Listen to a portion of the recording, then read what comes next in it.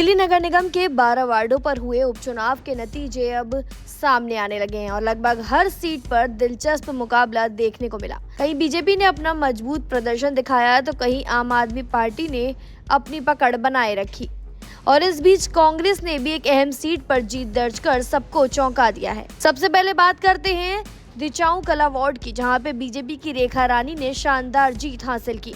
रेखा रानी ने 5,637 वोटों के बड़े अंतर से बाजी अपने नाम की, जिसने सभी पार्टी कार्यकर्ताओं में जबरदस्त उत्साह भर दिया। अब बात करते हैं संगम विहार की, जहां पे कांग्रेस ने जोरदार वापसी की।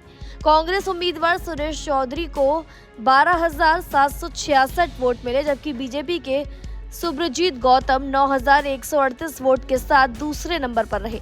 लंबे समय बाद मिली ये जीत कांग्रेस कार्यकर्ताओं के मनोबल के लिए एक बेहद महत्वपूर्ण मानी जा रही है।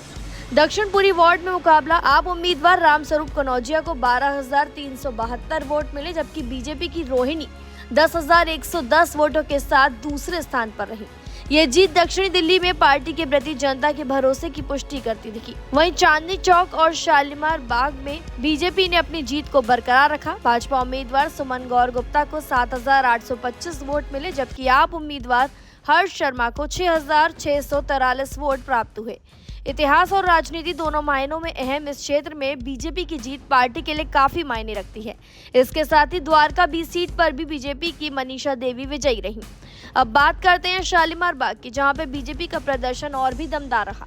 भाजपा उम्मीदवार अनीता जैन ने 16,843 वोटों के साथ बड़ी जीत दर्ज की, जबकि आपकी बबीता राणा को सिर्फ 6,742 वोट ही मिले। इतने बड़े अंतर वाली जीत राजधानी के उत्तरी हिस्सों में बीजेपी की मजबूत पकड़ का भी संकेत देती दिखी। इस बार एक और दिलचस्प पहलू सामने आया। दिल्ली की राजनीति आमतौर पर आप और बीजेपी के इर्द गिर्द घूमती है, लेकिन इस बार ऑल इंडिया फॉरवर्ड ब्लॉक ने भी एक सीट पर बढ़त बनाकर सबका ध्यान अपनी ओर खींच लिया। इस बात ने इशारा दिया कि कुछ वार्डों में स्थानीय मुद्दों और क्षेत्रीय नेताओं का प्रभाव भी गहरा हो सकता है। और अब बात उस वार्ड की जिस पर सबकी निगाहें टिकी हुई थी, और यह है विनोद नगर। यहाँ चुनाव रोमांचक मोड़ ले चुका। मुकाबला त्रिकोणीय रहा।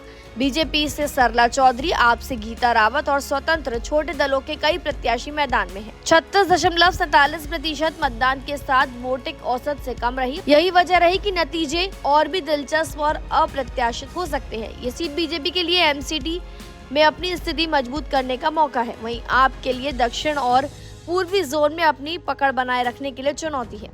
फिलहाल जानकारी में इतना ही। खबरों के लिए जरूर सब्सक्राइब करें भारत एक्सप्रेस।